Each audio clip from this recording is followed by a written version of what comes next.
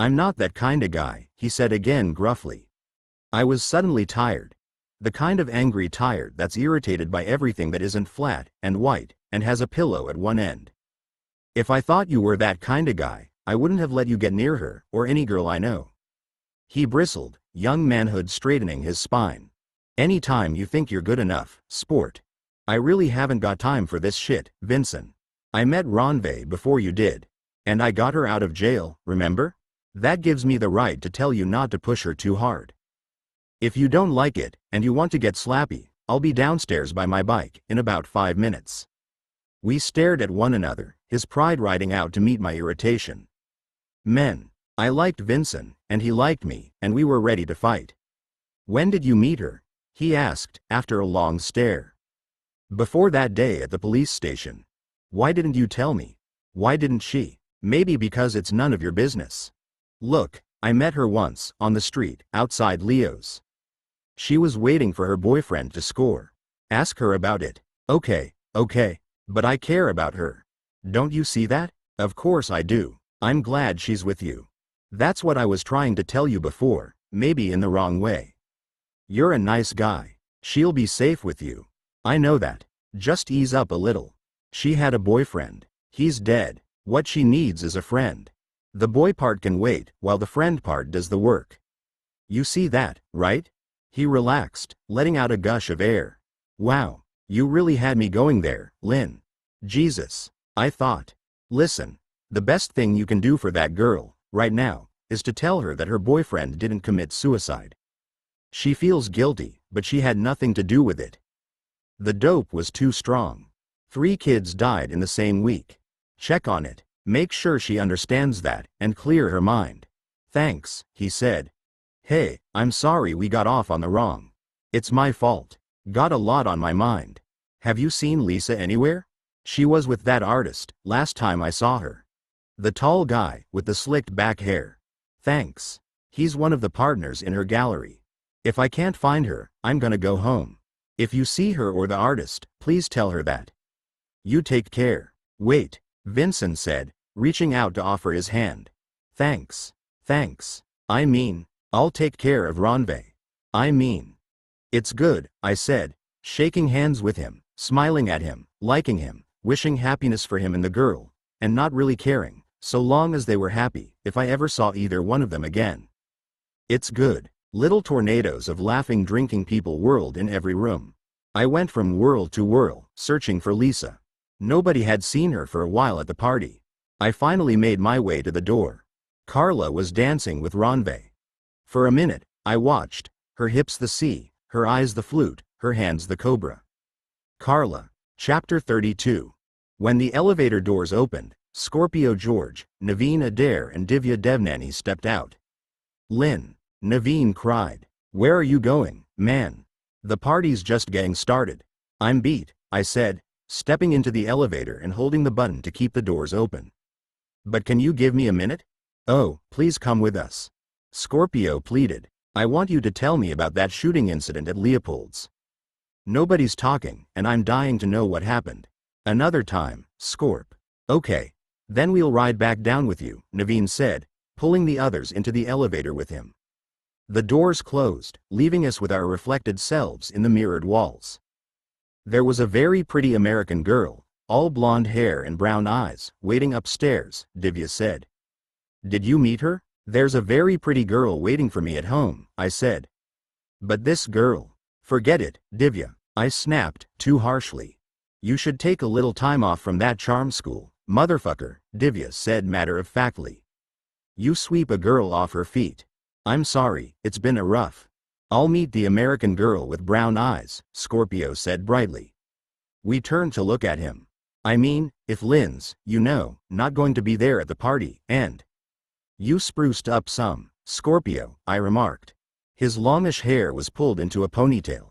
He wore a yellow shirt, new jeans, a silver-buckled belt and cowboy boots. A ring on his middle finger featured a Greek helmet in gold, gleaming from the center of an onyx square.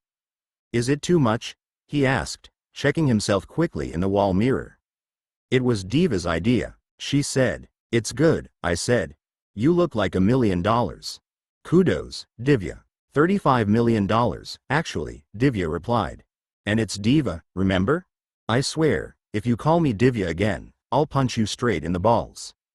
And I'm short enough and mean enough to do it. That's not hyperbole, Naveen averred. Okay, you're Diva, from now on. I looked down at her proud, pretty face. She was a short girl, who wore high-heeled shoes so often that it gave her a slightly forward-leaning stance, on the balls of her feet. A leopard-footed posture that made her look as if she was stalking prey. I liked it, and liked her, but just wanted to go home. The doors opened on the lobby, and I stepped out quickly. Sure we can't tempt you? Naveen asked. Not tonight. I pulled him close enough to whisper. That thing at Leopold's, I said quietly. I'm glad you were there, Naveen. When there's a reckoning, he said, just as quietly, count me in. I will. Listen, if Didier asks you for any help, do me a good. He's watching Lisa while I'm away. Away? A week or so. I'll check in with you when I get back. Thick. And, hey, Scorpio, I said, in a louder voice, as Naveen rejoined Diva. Be careful with the girl. The blonde, with brown eyes? Any girl, I said. The doors closed, and the lift carried them back to the penthouse party. I made my way to the bike, paid a tip to the security guards, and rode out into the coursing rain. Soothing cleansing showers, cold so close to the sea, rolled with me as I rode the length of Marine Drive twice, before turning again and making my way home. I didn't know it then, but that fall of purging rain, drops as big as flowers, was the last heavy fall of the Bombay season. The torrents that had swamped the streets of the island city, and left every patch of dusty earth lush with weeds, was drifting south toward Madras, before riding the sea lane updrift to Sri Lanka, and the great oceans that had birthed them. I took the steps 2 at a time, and rushed into the apartment, spilling water onto the silver-flecked marble of the hallway floor. Lisa wasn't there. I stripped off my sodden boots and clothes, scrubbed the cuts on my face clean with disinfectant, and stood in the shower, letting the cold water run on my back, the suburban penitent's scourge. I dressed, and was just about to make a pot of coffee when Lisa walked in. Lynn, where the hell have you been? Are you okay? Oh, God, let me look at your face. I'm fine. How are you? Has everything been quiet here? Are you proud of yourself? What? She shoved me, 2 hands on my chest, then picked up a metal vase, and threw it at me. I ducked, and it crashed into a wall unit, sending things clattering to the floor. Coming home, all beat up like that. Gang wars in the street. Grow up, for God's sake. It wasn't. Shooting people at Leopold's. Are you a complete asshole? I didn't shoot any. Running off to the mountain with Carla. Okay, so that's what this is about. Of course it is, she shouted, throwing an ashtray at the wall unit. She suddenly cried, then suddenly stopped crying and sat down on the couch, her hands folded in her lap. I'm calm now, she said. Okay, I am. Okay, it's not about you, she said. Fair enough. No, really, Lisa, I didn't even know she was there. But since you mentioned Carla, there's something. Oh, Lynn, she cried, pointing at the things that had fallen from the wall unit. Look what happened to the sword. I'm so sorry. I didn't mean that to happen. One of the things that had fallen from the cabinet was Kotterbai's sword.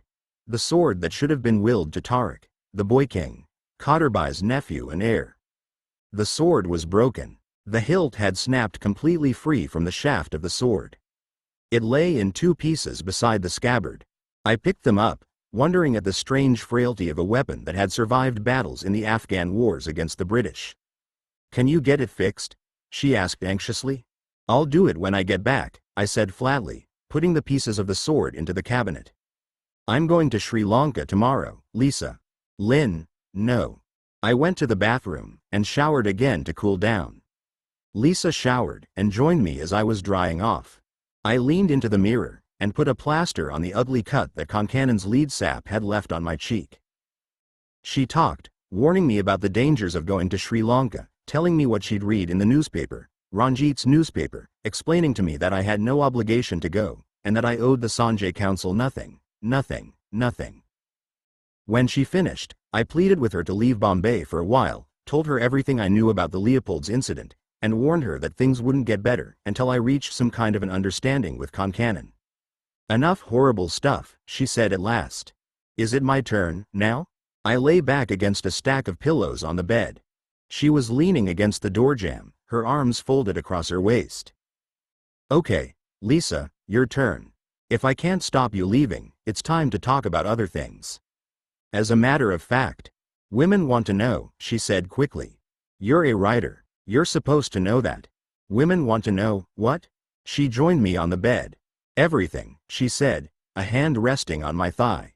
All the stuff you never tell me, for example. The stuff you don't tell any woman. I frowned. Look, they say that women are emotional and men are rational. Bullshit. If you saw the stuff you guys do, saw it from our point of view, the last thing you'd call it was rational. Okay. And women are actually pretty rational. They want clarity. They want an answer. Are you in this, or are you out? Women want to know. Anything less has no guts, and women like guts. That's rational, in our book, if you'll forgive the literary metaphor. Forgiven. What are you talking about? Carla, of course. I've been trying to talk to you about. You and Carla, she said. Carla and you. On the mountain, and off it. I get it. And I'm cool with it. And suddenly it was done. We were two minds, two ways of being, two paradigms whirling apart, leaving phantom limbs where once they'd touched. I can't shake it, Lisa, I said. It's not Carla, it's me, and I. Carla and I have an understanding about you, she said impatiently. An understanding? That's what the lunch with her at Kayani's was all about. Weren't you paying attention? Feynman once said that if you understand quantum theory, you don't. I had no idea what Lisa was talking about. What are you talking about? It's not about her, and it's not about you. It's about me. That's what I was trying to talk about. No, you weren't. You were talking about you and Carla. Fine. I get that. But this isn't about that. This is about me. This, what? This conversation. Didn't I start this conversation? No, I did. She frowned. Was I there when you did? Here it is. You can't love two people, Lynn. Not in the right way. Nobody can. She can't do it, and neither can you.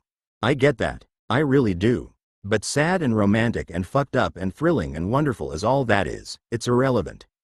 This isn't about her, and it's not about you. It's my turn. It's about me. It's my shot at the mic, Lynn. It's what about you? It's all about me. You think you could start this conversation again? She looked directly into my eyes, challenging me to stay with her. See, women need to know, it's that simple. I got that bit. And once they know, they can deal with anything. Deal with, what? Stop beating yourself up, Lynn. You're good at beating yourself up. You could get a prize, if they gave prizes for beating yourself up, and I kinda love that about you, but it's not needed here. I'm breaking up with you, tonight, and I wanted to talk about it, because I thought you should know why. Sure, of course. What? I really think you should know. Can I pretend to know? Stop kidding around, Lynn. I'm not kidding, I'm just lost. Okay, it's like this. I don't want to explain you anymore. Explain me to your friends, or my enemies. I don't give a shit what anybody says about you, she said, burning blue into my eyes. And I wouldn't listen to it. You know that. What I don't like about what you do is that you like it. Lisa, you like having 2 guns and 6 false passports and 6 currencies in the drawer. And you can't say you do it to survive. You're smarter than that. I'm smarter than that. The fact is, you like it. You like it a lot. And I don't want to explain that to myself anymore. I don't like that you. I can't like that you. I won't like that you.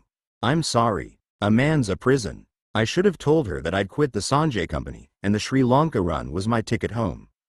I'd taken a step away from the me that she didn't like. It wouldn't have changed her mind, but it was something she had a right to hear.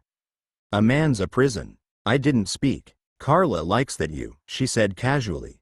I think she likes that you even more than you do. Where did you go, Lisa?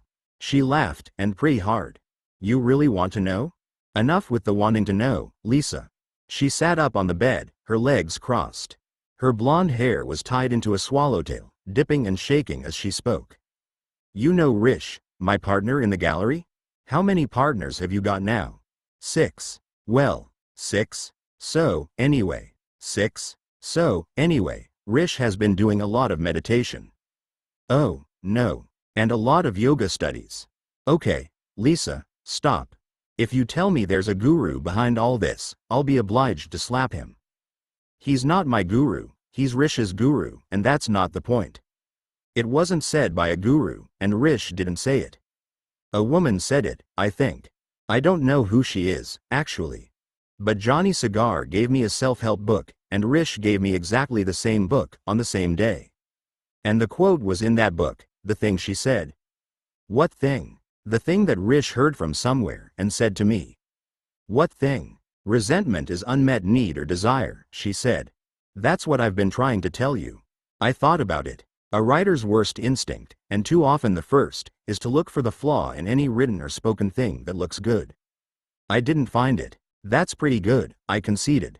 Pretty good. She should get the Nobel Prize for saying cool shit. Okay, I smiled. It ripped my mind apart, Lynn. I gotta tell ya. It made so much sense. I suddenly understood exactly why I was feeling so resentful these last months. I was really out of it on resentment, you know? Like, when you get to the stage where you get irritated by things that used to be cute, only now they're not cute anymore? How much not cute are we talking about? A lot not cute. A lot? I was muttering, she confessed. You were muttering? I was. Muttering? I thought you must have heard me, a couple times. About irritating things I did? Yes. Like what? Well, for starters. No, don't tell me. I don't want to know. It might be helpful to your process, she suggested. No, I'm good. I've already been processed. Go on. You were muttering. See, she said, smoothing out the bedcover in front of her folded legs, her feet asleep against her calves. When I heard those words, resentment is unmet need or desire, I knew how to think about what I was feeling. Do you get that? Think feeling. I think I get it. I had a frame, you know, for the painting of me. I knew what my unmet need was. I knew what my unmet desire was. And when I knew that, I knew it all. Can you divulge the unmet need? I need to be free of you, she said flatly, her hands pressed into stars on the bed. The new you gave up sugar. I don't need it. Not anymore, she said, tracing a circle on the bedcover with her finger. I don't have to sugar anything, especially not what I tell myself. And the unmet desire? I want to be 100% inside my own now. I want to be the moment, instead of just watching the moment pass. You know what I'm talking about, right? You get me? Maybe. Now. This now. My now. All my nows. That's what I want. Do you get that? You're in the now. I get it. I swear, Lise, if there's a guru involved in this. This is all me. This is all mine. And it's what you want. It's the beginning of what I want, and I'm completely sure of it. She was tough. She was superb. Then, if it's really what you want, I love it, Lisa. You do? Of course. You can do anything you put your heart into. You really think so? It's great, Lisa. I knew you'd get it, she said, her eyes blue pools of relief. It's just that I want a special now, one that's mine, instead of a constant now, that I constantly share with someone else's now. A constant now, that you constantly share with someone else's now. It was a pretty good definition of prison. I hear you. I want to know what it's like to be me, when it's just me. Go get him, Lisa. She smiled, and let out a weary sigh. It sounds so selfish, but it wasn't. It was generous, you know, not just to me, but to you and Carla, too. It let me see us all clearly, for the first time. It let me see how much you're alike, you and her, and how different you both are than me. Do you understand that? In a damning way, in a kind and loving way, she was telling me that Carla and I were made for each other. Carla's edges fitting my scars. True or not, strangely hurtful or not, it didn't matter, because those minutes weren't Carla's or mine. They were hers. The fall and summit within, what we do, and what we choose to become, are ours alone, as they should be, and must be. Lisa was deep in that serene, uncontradictable stillness born in resolution, and she was gloriously alone with it. She was clear, determined, brave and hopeful. The new you is really something, I said quietly. Thank you, she said softly. And the new me, broken up with old you, and not sleeping in the same bed as the new you, needs to rent the guest bedroom to sleep in. Well, I laughed, if your now isn't too compromised by it, no problem. Oh, no, she said seriously, snuggling in beside me, her head on my chest. But I do think, now that we're separated under the same roof, we should have a few rules. Like with sleepovers. We should have a sleepover rule. Sleepovers? Your now is getting more crowded by the minute. We could hang a sign on the front door. A sign? I mean, a sign that only we understand. Like a garden gnome, for example. If the garden gnome is on the left side of the door, one of us has a sleepover guest. If it's on the right side of the door, no sleepovers. We don't have a garden gnome. We don't have a garden. We could use that cat statue you don't like. I didn't say I didn't like it. I like it plenty. I said it didn't seem to like me. And you'll have to forgive the rent, for at least 6 months. Just to be clear on the sleepover cat signal, I asked. Was it the left side of the door, or the right? The left. And you'll have to forgive the rent. The rent's already paid for a year, Lisa. No, I mean my rent, for the guest room. I'll pay the market rate. I insist. But I put everything I have into the next show, and I'm skinned alive. I won't be able to pay you for at least 6 months. Forget about it. No, really, I insist on paying, she said, punching me in the ribs. Forget about it. She hit me again. I give up. I'll let you pay me back. And I'll need an advance, she added. An advance? Yeah, you don't work for me, Lisa. Yes, but I hate the word loan. It sounds like the noise a dog makes when it's in pain. I've decided, from now on, that when I need a loan I'll ask for an advance. It's a much more inspiring word. Advanced thinking. But I won't be able to pay for food, electricity, phone or laundry bills for a while. Every penny of my advance will be tied up. Covered. I insist on paying it when I have enough to spare from my next advance. Right. And I'll need a car, but we can talk about that when you get back. Sure. Is that it, with the house rules? There is one other thing. Let's have it. I don't know. I mean, let's have it. I'm not cooking anymore, she said, pressing her lips together until the bottom lip pouted free. She'd cooked 3 times, in 2 years, and it wasn't pleasant eating. Okay. To be brutally honest, I absolutely hate cooking. I can't stand it. I only did it to please you. It was a living hell for me every time, from beginning to end. I'm not doing it anymore. I'm sorry, but that's just how it is, even as a roommate. Okay, I don't want to hurt you, but I don't want you to get any expectations, either. I'm big into expectations at the moment, as part of my process, and I hose them down before they become resentments? Exactly. Oh, God, I feel so much better. Do you? I feel okay, I said. You do? Really? It's important to me. I don't want to drag any guilt or shame into my now with me. It's important to me that you care enough to let me do this, and that you feel good about it. Good is only half the truth, and truth is only half the story. A small part of me was aggrieved that she was demanding so much and taking so much from the little that we had left. But the bigger part of me had always supposed or expected, however silently and reluctantly, that we'd part from one another one day, and probably with little more than we could hold in our hands. And then there was Carla, always Carla. I had no right to shade a minute of Lisa's happiness. Good is only half the truth, and truth is only half the story. I'm good, Lisa. I just want you to be happy. I'm so glad, she said, smiling through her lashes. I was dreading this, you know. Why? When have I ever not listened to you, or not supported you? It's not that. It's more complicated than that. How? There are other things and other people to consider. What things, Lisa? What people? I don't want to go into it, now. Women want to know? I thought. Men want to know, too. Come on, Lisa. Look, you're leaving tomorrow, and I want us to keep feeling happy about how far we've come tonight, okay? If that's the way you want it. I do. I'm happy, Lynn, and don't want to spoil it. I'll be back soon, a week or so, and we'll talk again. Whatever help you need, it's yours. If you want a new place, I'll set it up, and clear the rent for a year. Whatever you want.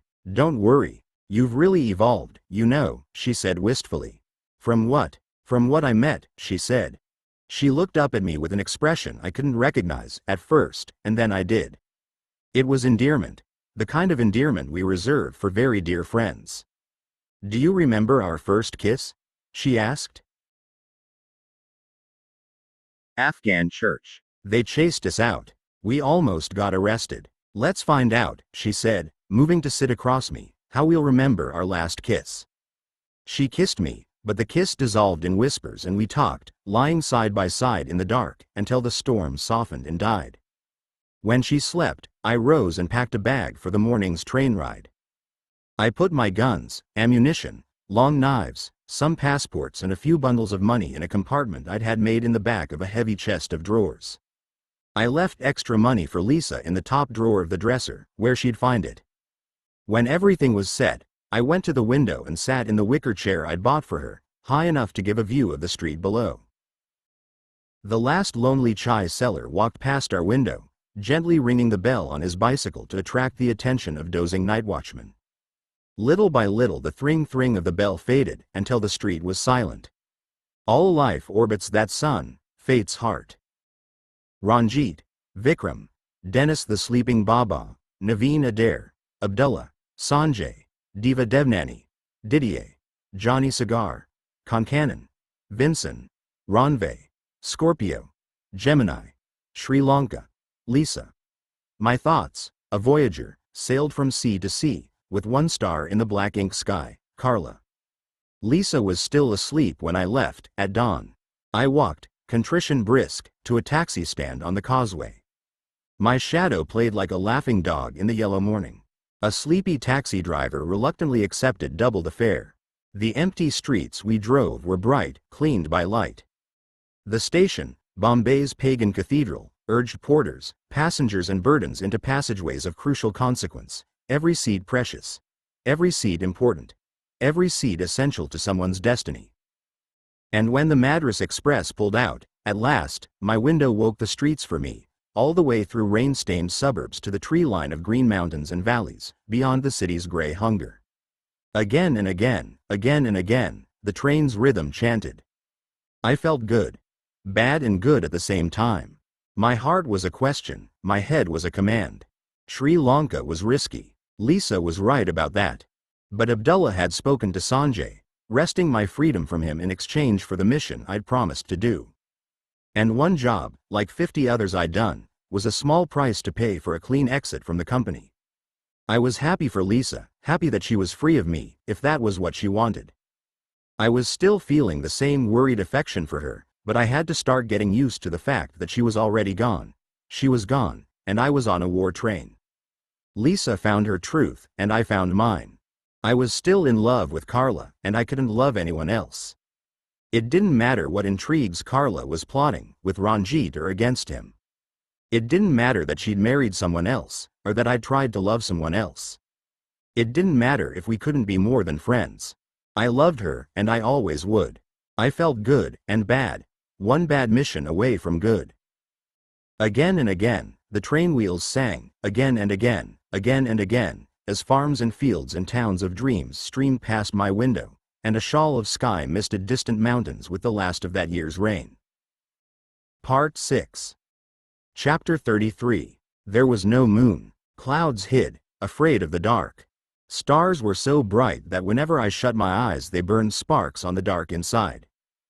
The wind was everywhere, playful, happy to see us out there on the surface of nowhere, and the ship plunged and rose gently, as if swimming through the waves, rather than floating on them. I'd waited 3 days in Madras for just such a night, as had the 77 others with me. Those waiting days had shrunk to minutes, minutes before midnight, minutes before leaving the danger of the ship for the greater danger of small boats, on the open ocean. Waves licked at the prow, streaming in salted mists all the way to the stern where I stood, dressed in dark blue fatigues and jacket, one more camouflaged bundle on the camouflaged deck. I looked at the stars, as the ship sighed through the waves, drifting between dark night and darker sea. Most ocean-going cargo ships are painted white, cream or pale yellow above the waterline. In the event of an emergency at sea, such as dead engines or a ruptured hull, they can be seen from far by search and rescue vessels or aircraft. The Mitrata, a Panamanian coastal freighter of 50,000 tons, was painted dark blue, everywhere, and dark blue tarpaulins covered the cargo and rig on the deck. The captain ran the bridge on instrument lights. The ship was so dark that the forward running lights seemed like tiny creatures, diving into and out of the waves. Figures huddled together like bundles of cargo, which, of course, we were. Smuggled people smuggle their dreams with them, and they whispered to one another often, but no word could be heard. Their whispers were always just softer than the lush of the waves. Victims of war become masters of silence. I suddenly needed company. I made my rolling way along the deck to the first of several groups. I smiled at them, teeth in the darkness. They smiled back at me, teeth in the darkness. I sat down beside them. They began whispering again. They were speaking in Tamil. I couldn't understand a word, but I didn't mind.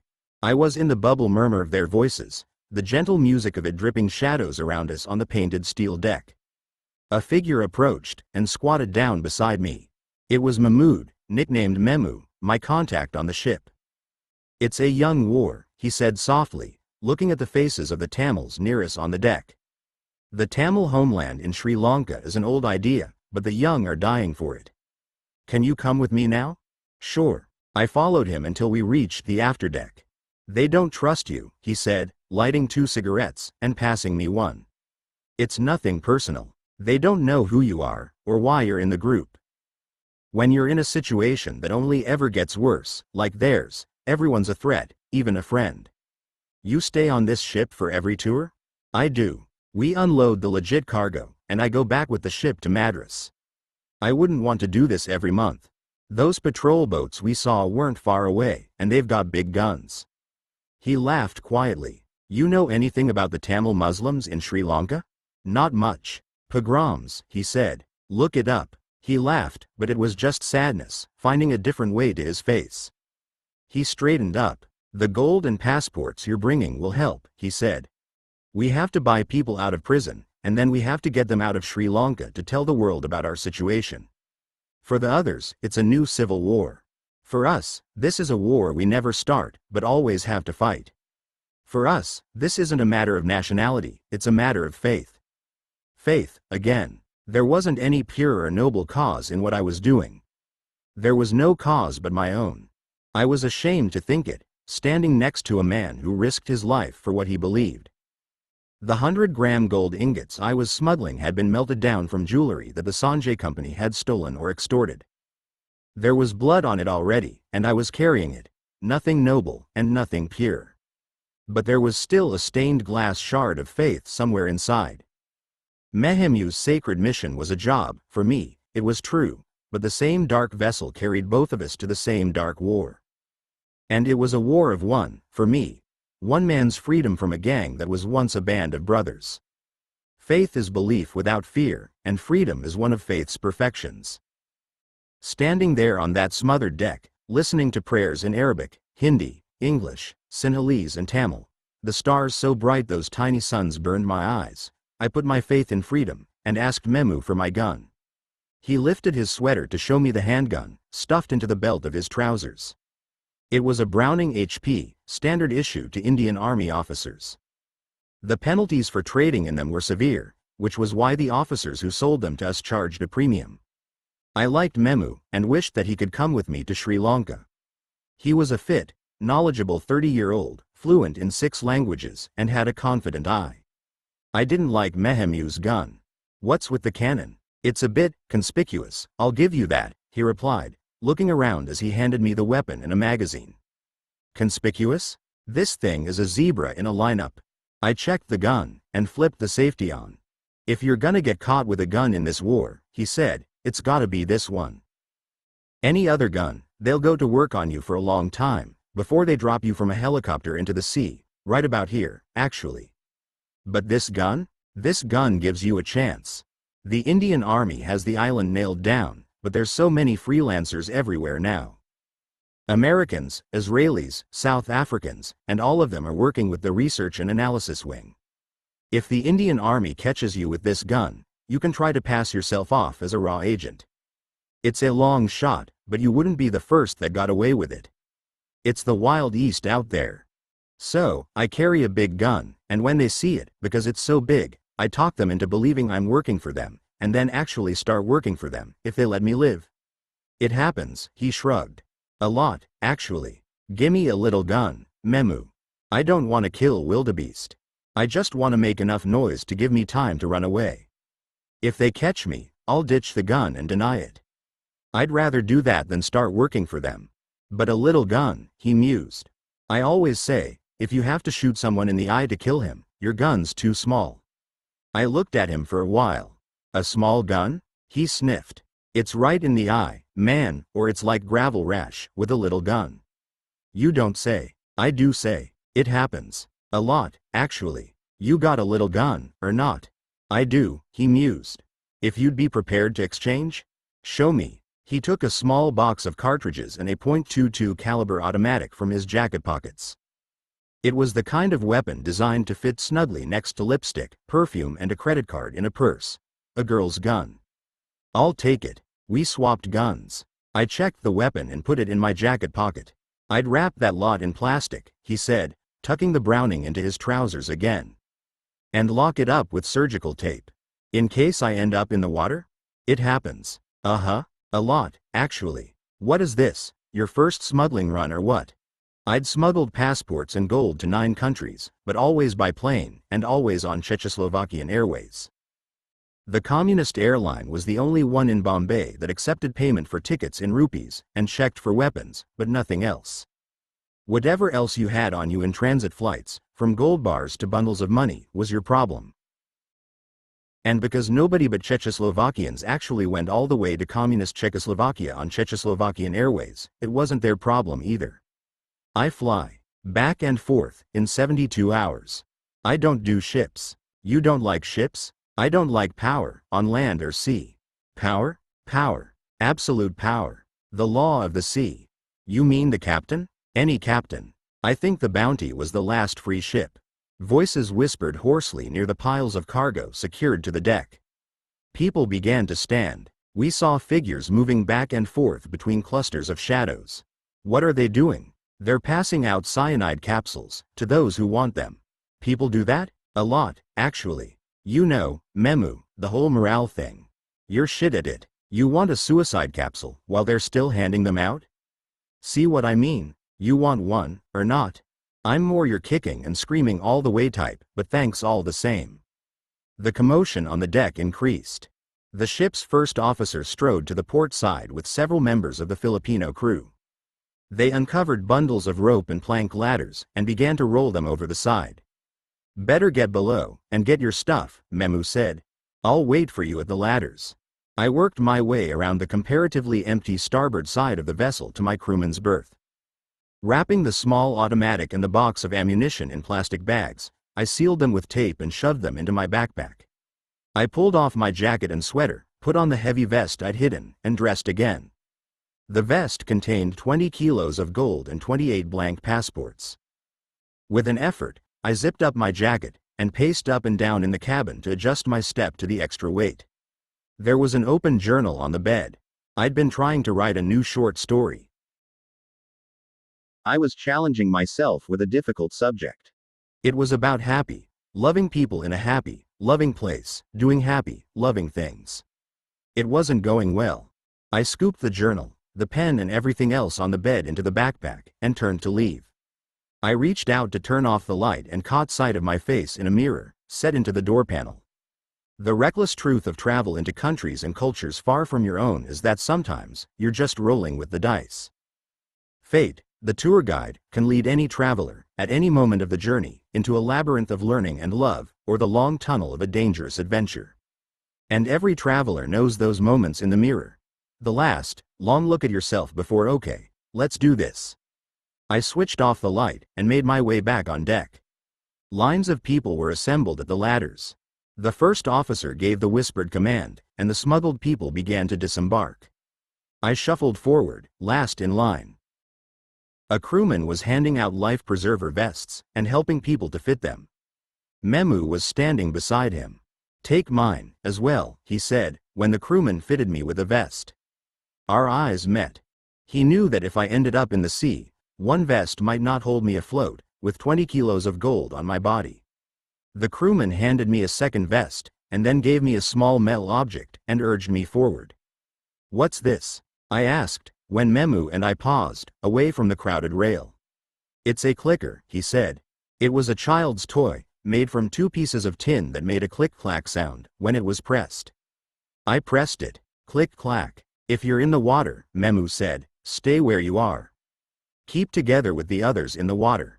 The others? A boat will come back to the ship, he continued, and the ship will circle you from a click or so away, until we get the all clear. A click or so away? When you see or hear anything, use the clicker to let them know where you are. Most people keep it in their teeth, like this, so they don't lose it. He reached out, took the clicker, and held the edge of it in his teeth. My clicker was shaped like a pink dragonfly. He was looking at me with a pink dragonfly in his mouth, and he was sending me into the sea. It's from a movie, he said, handing back the clicker. The Longest War, I think it's called. The Longest Day. Yeah, that's the one. Have you seen it? Yeah. Have you? No, why? I think you should take a peek. Thanks for everything, Memu. It was nice sailing with you, even if I don't like sailing. Me, too. If you run into a chunky girl, 30 years old, about 5'5" high, wearing a sky blue hijab, don't show her the little gun. You stole it off a girl? Kind of. An enemy, or a friend? Does it make a difference? Hell, yeah. It was a bit of both. She's my wife. Your wife? Yeah. And you love her? I'm mad about her. And, if I show her the gun, she might shoot you, he said. It happens. A lot, actually. She shot me once. She's a fighter, my wife. Okay, let me get this straight. Chunky. 30, 5'5", blue hijab. Right? Right. That's her name, in fact. Her comrade name. What? Blue hijab. That's her name. Her name is Blue Hijab? Yeah. Oh, okay. Thanks for the heads up. No sweat, he smiled. I warn everyone about her. She's so dangerous, I love her to death. I hear you. And remember, there's only one rule on the way to shore. Anyone tries to take your place on the boat, push him overboard.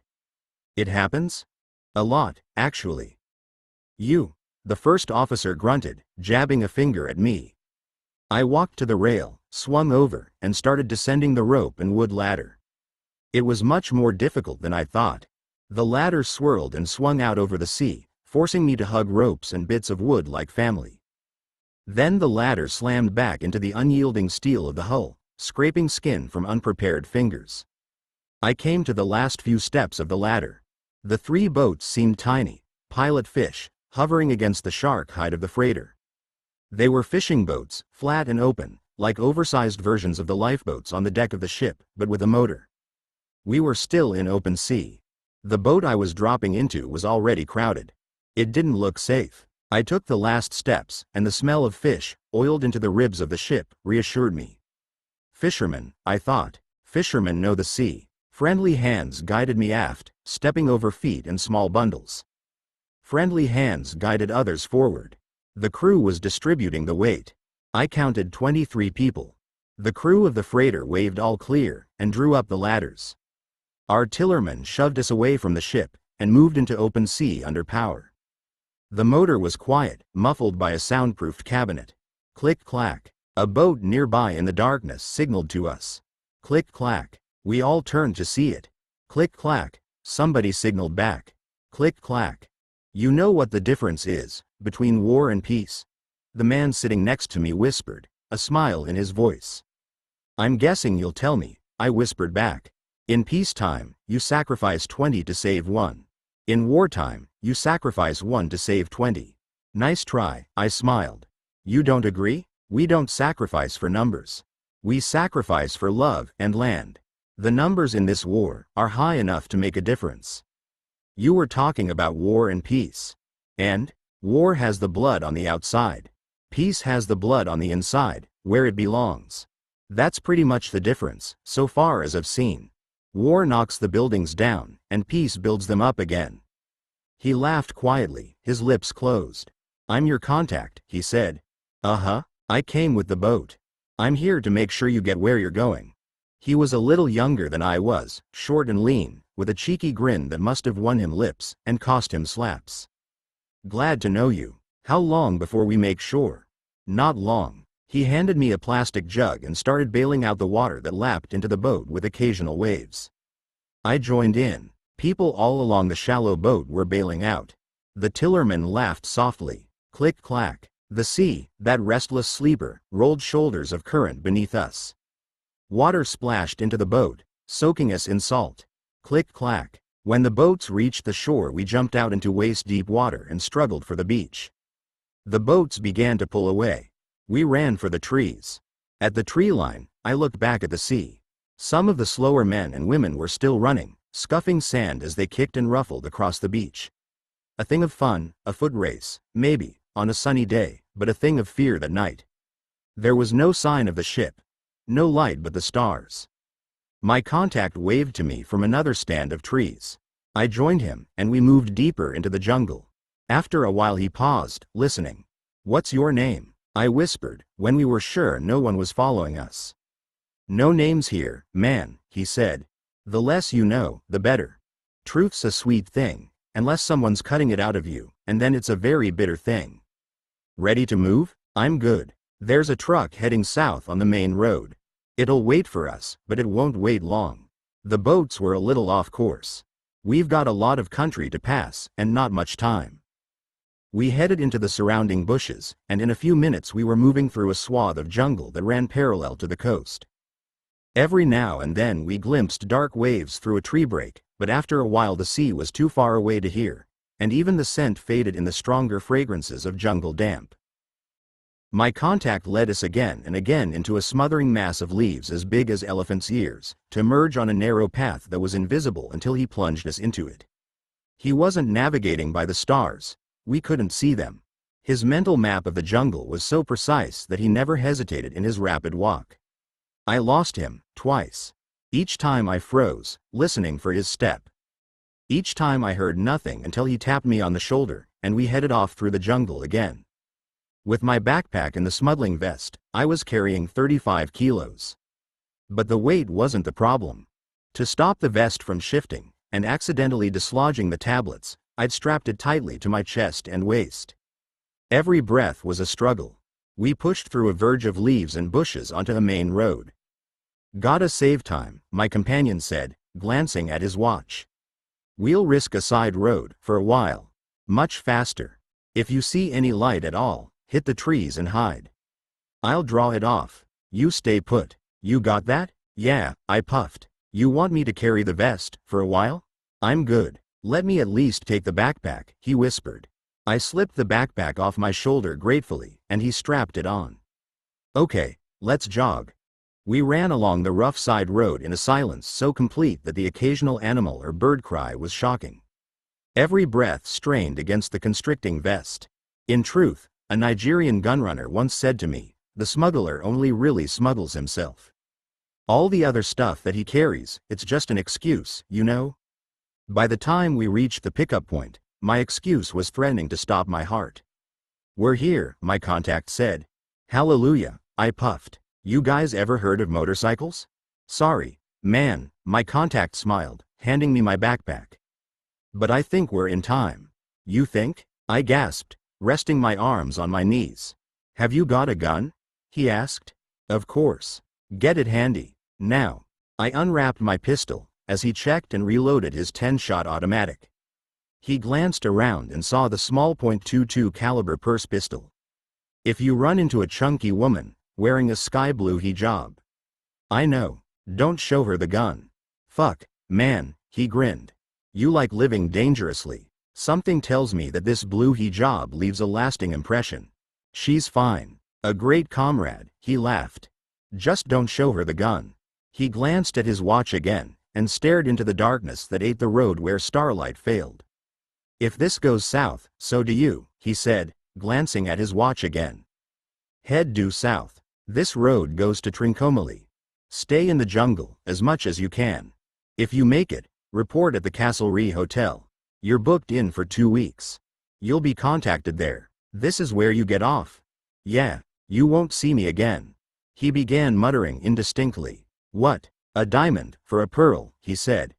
I waited. "We shouldn't be here, as Tamils. We left a diamond, Mother India, for a pearl. And no matter what we do, no matter how many of us die, it'll never be worth it, because we gave up a diamond for a pearl. Why do you still fight? You don't know much about us Tamils, do you?" "Wait, did you hear that?" We listened for a while to the darkness. A small animal moved through the jungle nearby, swiftness hissing through the leaves. The jungle was silent again. "I'm fighting the army that trained me," he said softly, staring north along the road. The Indian Army? At that time, the major military presence in Sri Lanka was the IPKF, the Indian Peacekeeping Force. "Ra," he replied. "They trained all of us. Bombs, weapons, tactical coordination, the whole lot." The Research and Analysis Wing was India's counter-intelligence unit. It held a fearsome reputation throughout the region. Raw operatives were highly trained and motivated, and their by any means necessary status gave them a license that left a lot of questions where their commando boots landed, and not many answers. Indian intelligence agents collected information from many sources, including the gangs. Every mafia company in Bombay knew someone from Ra, openly or undercover, and every mafia company knew better than to fight them. "And now they're at war with us," my contact sighed, ruefully. "A diamond, crushing a pearl." We heard a noise, maybe the distant grating of gears, and hunkered down in the bushes, staring at the tunnel of the road. Then we heard the unmistakable grunt and cough of a truck engine, laboring uphill. The tall, tottering cargo truck rolled into view, and began coasting downhill toward us. "Is it ours?" "It's ours," he grinned, pulling me up with him. We walked to the edge of the road, where he waved a small blue light torch. The truck squealed and creaked to a stop, the engine racing on idle. As we approached, I noticed that a Jeep had been driving behind the truck, lights out, and had stopped in its shadow. My contact led me to the Jeep. I glanced into the back of the truck and saw 15 or more people sitting on bales of cotton. "You're in the Jeep," my contact said. "You're a journalist, remember? Can't have you traveling with the common folk." My cover name was James Davis, Canadian, a stringer for Reuters news agency. My passport and accreditation were impeccable. I'd made them myself. We shook hands, knowing that we'd probably never see one another again, and that one or both of us would probably be dead within the year. He leaned in close to me. "Remember, check in at the Castlereagh, keep a low profile, you'll be contacted within 48 hours. Good luck. May Ma Durga be your guardian. And yours." He broke away to clamber up the tailgate of the truck and onto a cotton bale. He waved and smiled at me. For an instant, it looked exactly like the throne of Saxe in the courtyard of the Cycle Killers, but with ghosts of war, instead of hired assassins. I took the passenger seat of the Jeep, shaking hands with the driver and the two young men sitting in the back. The truck pulled away and the Jeep followed. My contact's face hovered in the swaying shadow, carrying him south. His eyes held mine. People who abhor crime, as I do, often ask why men who commit crimes, as I did, do such things. One of the big answers is that the low road is always easier, until it crumbles away beneath desire. One of the small answers is that when life and freedom are at stake, the men you meet are often exceptional. In other lives, they'd be captains of industry or captains of armies. In the jungle, on the run, they're friends, because a friend is anyone prepared to die beside you. And men who'll die beside you without even knowing you are hard to find, unless you know a lot of cops, soldiers or outlaws. The truck turned onto a side road. Shadows closed over my contact's face. I never saw him or heard about him again. We rode on for 20 minutes, and then the driver stopped the Jeep in a clearing, beside the road. "Get your passport and papers ready. We're going through a few checkpoints. Sometimes they're manned, sometimes not. Things have been quiet here for a while.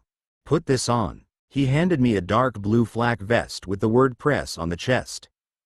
The driver and the two men in the back donned flak vests, and the driver stuck a white square bearing the same word on the windshield.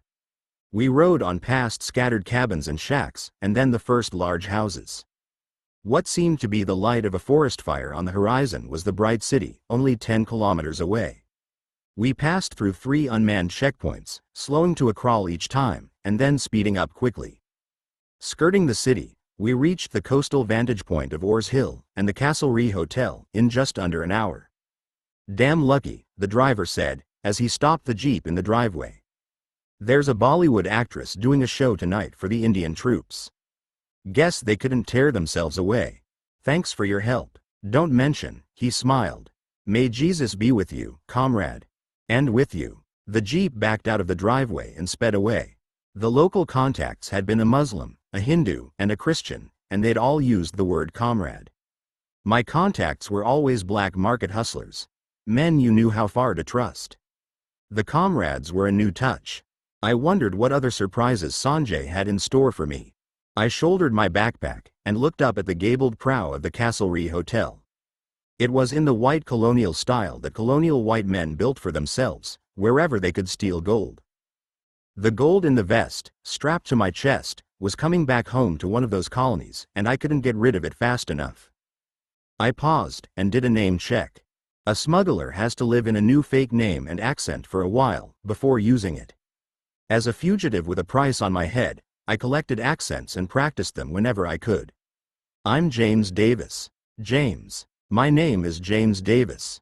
Maybe not. I'm Jim Davis. Was I Jimmy, as a kid? Jim Davis, pleased to meet you. No, please, call me Jim. When I found the fake name I could trust, I found my way into the new life I had to live for a while. The problem was simplified by war for my companion, my contact, who'd ridden away as a shadow in the back of a truck. When he wasn't with those he loved or trusted, he had no name at all. I climbed the granite and tile steps, crossed the wooden veranda and tapped on the filigreed glass of the main door. In a few moments, the night porter opened the door a crack. Davis, I said, flipping easily into a Canadian accent. Jim Davis. I have a reservation. He waved me inside, locking the door securely, and led me to the reservations desk, where he copied my passport details into a ledger that was half the size of a pool table. It took a while. The kitchen is closed, sir, the attendant said at last, closing the book a page at a time as if he was making a bed. There are very few guests at the moment. The season proper begins in 3 months. But there are cold snacks, and I can mix you a very nice drink, if you like. The house special. He walked across the large hotel reception area and switched on a lamp beside a comfortable, linen-covered couch. Moving nimbly, he crossed the room again, and opened a door leading to the bathrooms. He switched on another light, and plucked a towel from the rail. If you'd like to freshen up, sir, he said. I was hungry and thirsty. I didn't want to spend half an hour longer creating a safe hiding place in the hotel room for my golden vest. So long as I was wearing it, the vest was safe. I accepted the towel, washed my face and hands, and then sat down on the couch, where a place had already been set for me. I took the liberty of preparing a drink, sir, he said, placing a tall glass in front of me.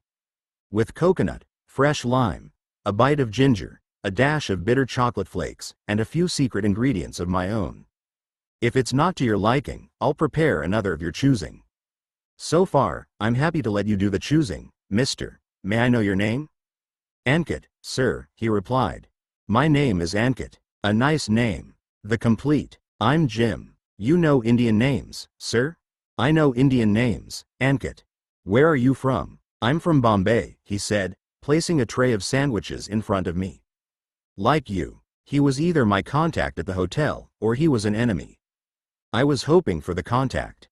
The sandwiches looked good. Want to sit down? I can't, he said, speaking softly. It wouldn't look right if someone came in. But thank you, anyway. Are you okay? He meant, did you bring any trouble with you? It was a fair question. I'm good, I said, dropping the Canadian accent. We passed through empty checkpoints. We were lucky. There's a movie star in town, entertaining the troops.